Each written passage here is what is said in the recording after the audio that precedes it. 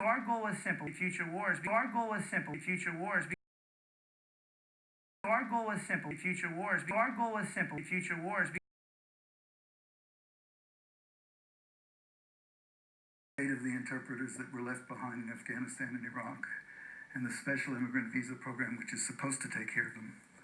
But that program has been broken for at least 6 years now.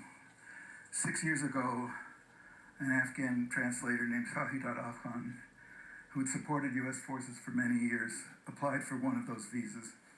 But sadly,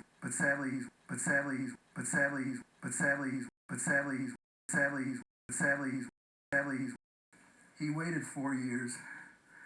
But sadly, he's waiting no longer, because in 2015, the Taliban kidnapped him, tortured him, shot him in the back of the head, and threw him on the side of the road so people would know what happens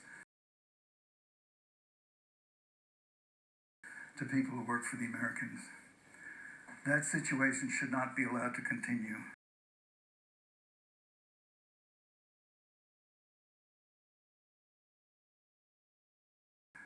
And hopefully, the effective immigrants who wanted to serve in the U.S. Armed Forces, his reply was this: "I think when you serve in the armed forces, that's a very special situation."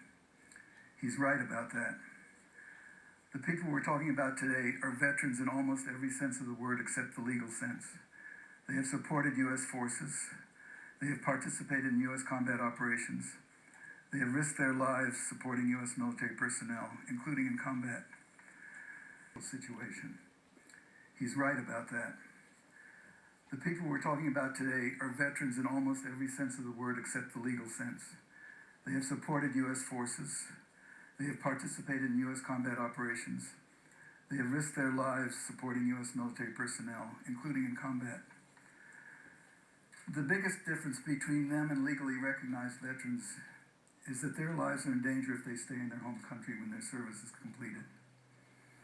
Fortunately, as I mentioned, there are already signs the administration is working to modify the implementation of the executive order to accommodate interpreters who worked for us in Iraq.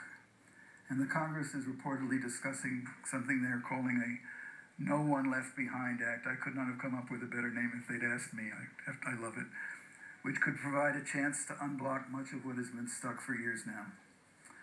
Second, the program we're discussing today could provide a model for the kind of strict vetting of immigrants that the President has promised and the American people obviously want.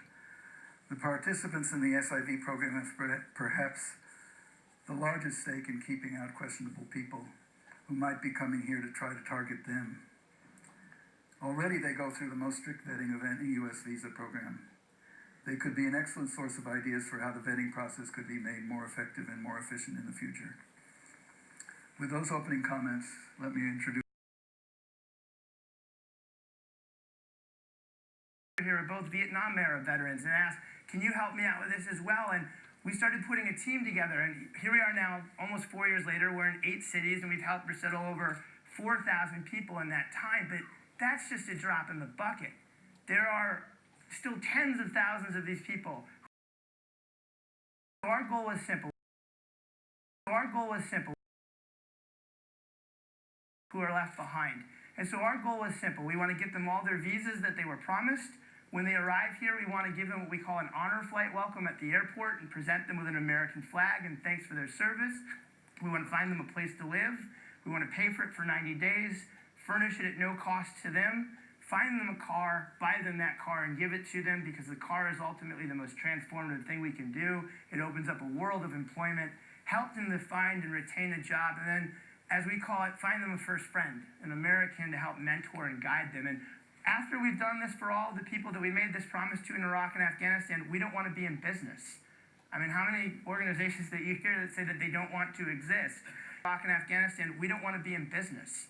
I mean, how many organizations that you hear that say that they don't want to exist? Our goal is simple. Our goal is simple. Future wars. Our goal is simple. Future wars. If anything, we'd like to see DOD take on this responsibility in future wars, because quite frankly, the nation's solution to this problem shouldn't be a 35-year-old with a nonprofit and a startup phase. Our goal is simple. Future wars. Our goal is simple. Future wars. Our goal is simple. Future wars. Our goal is simple. Future wars. Our goal is simple. Future wars. Our goal is simple. Future wars. Our goal is simple. Future wars.